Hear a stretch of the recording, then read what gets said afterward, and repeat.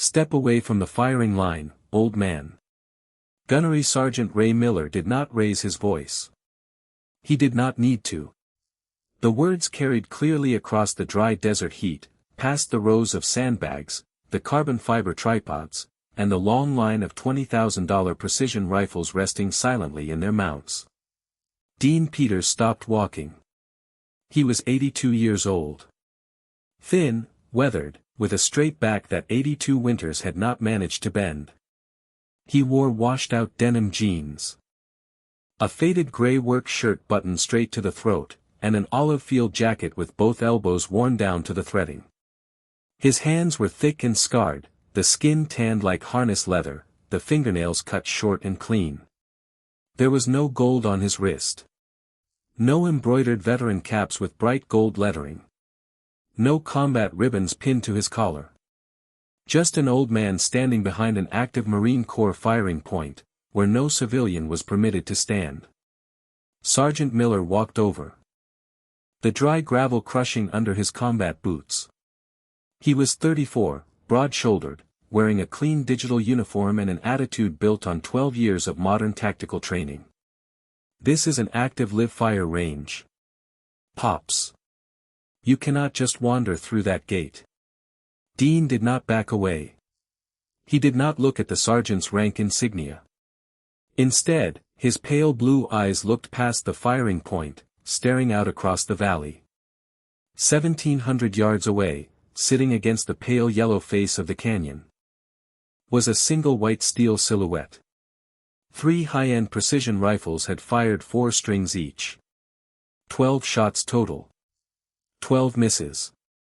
On the wooden benches behind the shooters, 2 digital ballistic computers hummed quietly, calculating humidity, elevation, atmospheric drag, and core temperature.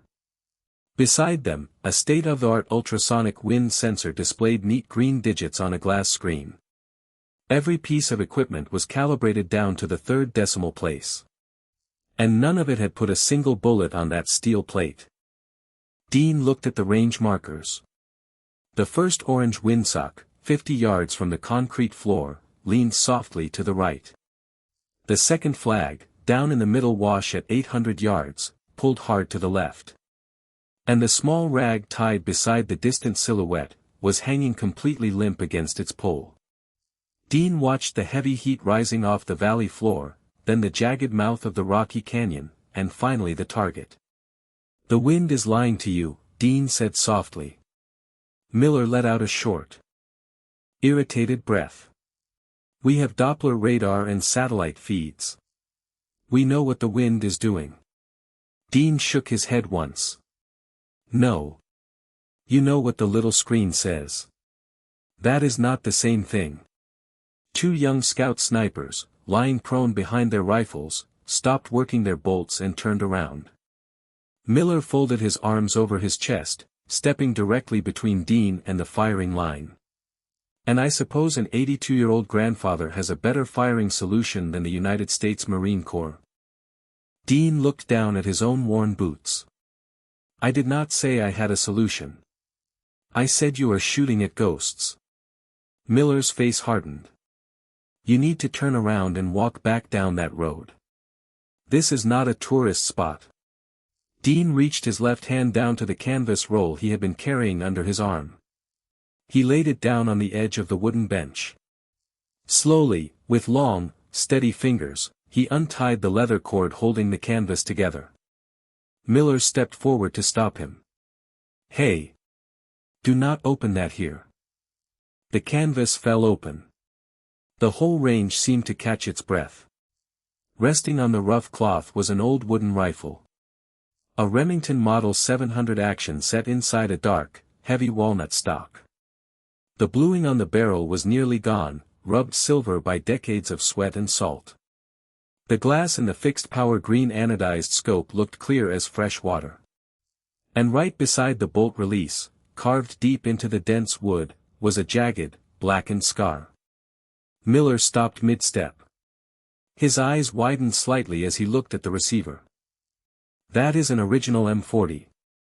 Dean's rough thumb came to rest right inside that dark gouge in the stock. "Yes. Miller shook his head, forcing a dismissive grin back onto his face. That thing is an antique. That rifle belongs on a plaque inside a museum. Dean gently ran his palm along the cool steel barrel. Wood and steel do not forget how to shoot. Men do. One of the young snipers, a corporal named Evans, stood up from behind his rifle. He stared at the old rifle, then at the scar near the chamber. What put that gouge in the stock, sir? Evans asked quietly. Dean looked out toward the distant canyon wall. For a second, his eyes were not looking at the target. They were looking through 55 years of memory, through monsoon rains, elephant grass, and red clay mud. An 82mm mortar shell, Dean said. Miller's smile disappeared completely. Where? Dean took a slow, quiet breath through his nose. A morning where reading The Wind wrong meant nobody came home to tell about it. The firing line went dead quiet. The only sound left was the low hum of the valley breeze through the dry brush. Miller looked down at his electronic ballistic tablet. The screen was flashing. 12 miles per hour, heading 270, crosswind factor 0.8. Miller looked up at Dean, his voice tight with pride. Fine. If you think our training is wrong, step up and prove it. Dean looked at the modern rifle lying on Evans' mat. I did not come to prove anything. Miller scoffed. That is what I thought. Talk is cheap, old-timer. Dean did not look angry. He simply picked up his old M40 with both hands. The movement was smooth, weightless, the exact way a craftsman picks up a chisel he has held for 50 years. He stepped to the empty bench on the far left. He set the heavy walnut rifle down on the faded sandbags. Miller stood directly behind him, holding the tablet out like a shield. The machine says 12 miles an hour, left to right, Miller stated flatly. Dean looked through his fixed scope. Your machine is measuring the air around your boots. Not the air in that draw. Dean leaned down, pressing his weathered cheek against the cold walnut. He did not touch the elevation turret. He did not check a wind card. He looked at the shimmer of heat dancing over the dry rocks 600 yards out. He watched the tiny swirl of yellow dust spinning at the bottom of the ravine. He waited 10 seconds, 20 seconds, 40 seconds. Miller shifted his weight impatiently. You going to pull the trigger, or are you waiting for the sunset? Dean's shoulders remained entirely still. I am waiting for the third wind to finish its breath. Down in the canyon, the dust devil suddenly collapsed. The heat shimmer straightened out, rising vertically like glass. Dean's right index finger settled onto the trigger shoe. His chest stopped rising. He whispered one quiet word, now. Crack. A sharp, dry thunder tore through the quiet valley. Dean did not lift his head from the comb of the stock. His right hand came up, grabbed the bolt handle, lifted, pulled back, pushed forward, and locked down. The spent brass casing flew into the air, arched over his shoulder, and dropped straight into his open left hand. He did not even look at it. 2.2 seconds later, across 1 mile of open desert, the sound returned. Clang. The white steel silhouette bucked violently on its chains. Evans ripped his eye away from his spotting scope, his mouth hanging open. Impact. Dead center. Direct hit on the chest plate. Miller's arms dropped to his sides. He looked at the target, then at the 60-year-old rifle resting on the bench, then at the 82-year-old man standing beside him. How? Miller whispered. The computer said you were holding 3 mils too low. Dean set the warm piece of brass down on the wooden counter. A computer only knows what the wind did 5 seconds ago. A man with a rifle has to know what it is going to do when the round gets there.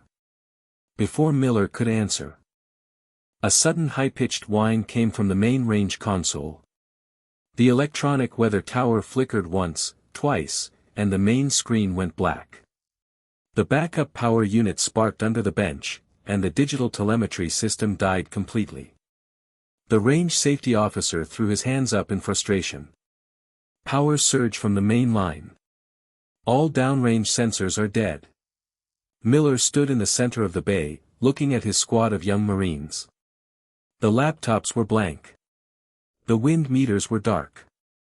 The young men holding their rifles looked at each other, lost, unsure how to even dial their scopes without the software. Dean walked over to Corporal Evans' bench.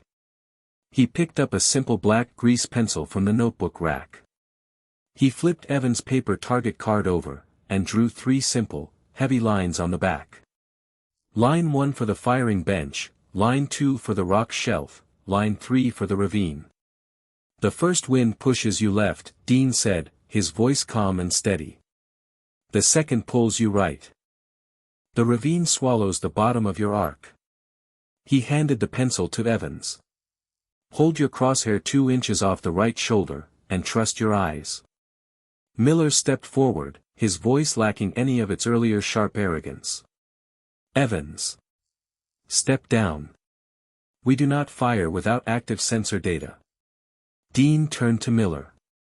Sergeant, if the power fails out in the mountains, do your boys drop their rifles and run home? Miller stopped. The words hit him like a physical blow. He looked at Corporal Evans, who was already settling behind his modern rifle, his hand steadying as he recalled the old man's instructions. Take the shot. Corporal, Miller commanded softly. Evans adjusted his cheekpiece. He did not look at any screen. He watched the shimmer over the rocks, watched the grass along the canyon wall, and waited for the third wind to die. Bang! A heartbeat passed in total silence. Then, the sharp metallic ring echoed back from across the canyon. Clang! A clean, perfect hit. Evans stood up. His eyes wide, looking at Dean with the kind of awe that cannot be bought or manufactured. The range officer walked quickly out of the back office, holding a classified personnel file on a tablet connected to the base satellite network. He walked directly up to Gunnery Sergeant Miller, his face dead serious. Gunny. Look at this. Miller took the tablet. On the screen was a grainy, black and white military identification photograph from 1968. A young Marine corporal named Dean Peters stood in front of a canvas tent. His uniform soaked with rain, holding that exact same walnut M40 rifle with the mortar gouge beside the bolt. Below the photograph were 3 words that made Miller's throat go dry: 1st Reconnaissance Battalion. Scout Sniper Section Leader. Navy Cross recipient. At the bottom of the digital record was a single, bold directive from Marine Headquarters: classified historic asset. Accord full military honors. Miller's hands began to shake slightly. He lowered the screen, his face pale with profound shame. He looked at Dean, who was already quietly wrapping his old rifle back in the canvas cloth. Miller stepped forward, pulled off his tactical cap, and stood at absolute attention. Sir, Miller's voice cracked slightly. I called you an old man. I told you to leave my range. I acted like I knew more than the men who built this foundation. Dean pulled the leather cord tight around the canvas. You did not know. Sergeant. Miller shook his head, his eyes glistening with regret. Why did you not show me your credentials when you walked in? Why did you not tell me who you were? Dean picked up his rifle and tucked it under his arm. He looked at the young Marines standing along the line, every one of them standing straight, silent, waiting. Because when a man has to tell people what he did 50 years ago, it means he stopped doing anything worth remembering. Miller took one deep breath, snapped his heels together on the concrete, and brought his right hand up to his eyebrow in a slow, crisp, flawless military salute. Behind him, every Marine on that firing line snapped to attention and raised their hands in salute. Dean stopped at the edge of the gravel road. He did not give a formal return salute. He simply raised 2 weathered fingers to the brim of his old field cap, gave a small, knowing nod, and turned toward his old pickup truck. The engine started with a low, steady rumble. The truck pulled away into the desert afternoon, disappearing down the winding canyon road. Back at the range, the electronic monitors remained off. Corporal Evans and Sergeant Miller stood shoulder to shoulder behind the spotting scopes. They were not looking at digital numbers anymore. They were watching the grass, watching the dust, and watching the wind. Because real skill does not come from a computer chip. True honor never gets old. And the quietest man in the room is often the one who has already fought every battle that matters.